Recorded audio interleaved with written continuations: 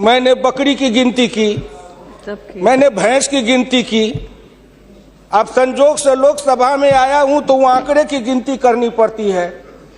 Fiscal deficit, revenue deficit. अब मेरे जैसा आदमी उसमें उलझ जाता है कि बकरी गिनूं कि भैंस गिनूं कि डिफिसिट गिनूं। यहाँ आके डेफिसिट गिनो, वहां बाद में गिनो।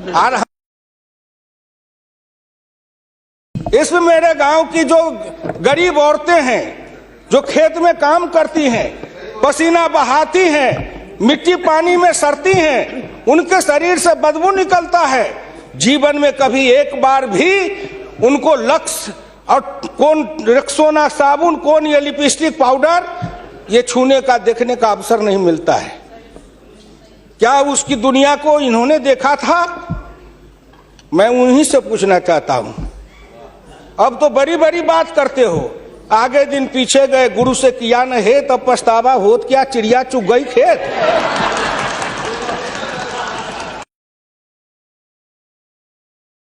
मैं 1977 में एमएलए बन के आया, इंडिया गेट के किनारे पैदल टहल रहा था। एक बड़ी गाड़ी में एक बड़ा कुत्ता जा रहा था, वो अपने मुंह को निकाल के जी लपलपाते जा रहा था। मैं गांव का आदमी खड़ा होकर सोचने लगा, कुत्ता जरूर कुछ कह रहा है।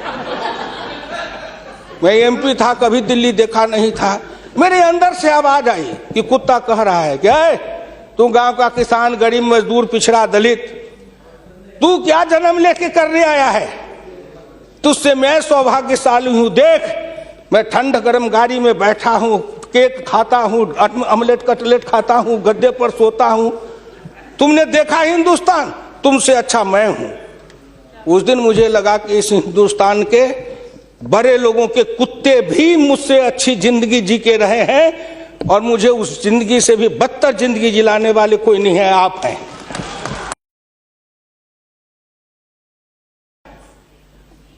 क्या हिंदुस्तान के पिछड़े और दलित समाज के लोगों ने अपराध किया था कि उसमें जन्म लिया? किसी ने भगवान के यहां दरखास्त दिया था कि मुझको तेली बना दो, मुझको लोहार बना दो, मुझको कुर्मी बना दो, मुझको कहार बना दो, मुझको अहिर बना दो, मुझको कलवार बना दो? कोई दरखास्त देके तो नहीं आया। आज वित्त मंत्री जी को धन्यवाद देगा, प्रधानमंत्री को, कि उन्होंने बजट में कुछ ऐसी योजनाएं बनाई है जिससे हिंदुस्तान के जाति प्रथा के बंधन को ढीला करने का अवसर मिलेगा।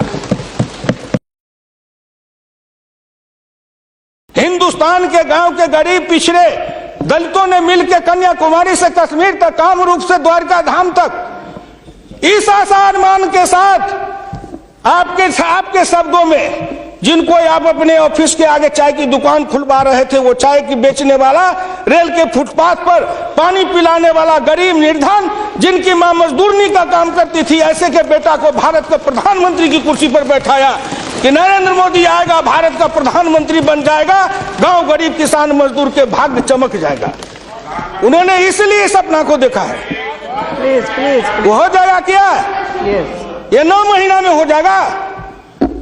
आप नेता बोलते थे, मैं सुन रहा था, मुलायम सिंह आदरणीय बोल रहे थे, मेरे साथी हैं, बरसों तक समाजवादी आंदोलन में लड़े, कि 9 महीना में तो बच्चा पैदा हो जाता है। मैंने कहा कितनी वैज्ञानिक बात कर रहे हैं, ये तो वैज्ञानिकता है, प्रकृति का नियम है, 9 महीना में बच्चा पैदा होता है। लेकिन जो बच्चा पैदा होता है, क्या वो बच्चा 9 महीना में फिर बच्चा पैदा कर देगा क्या?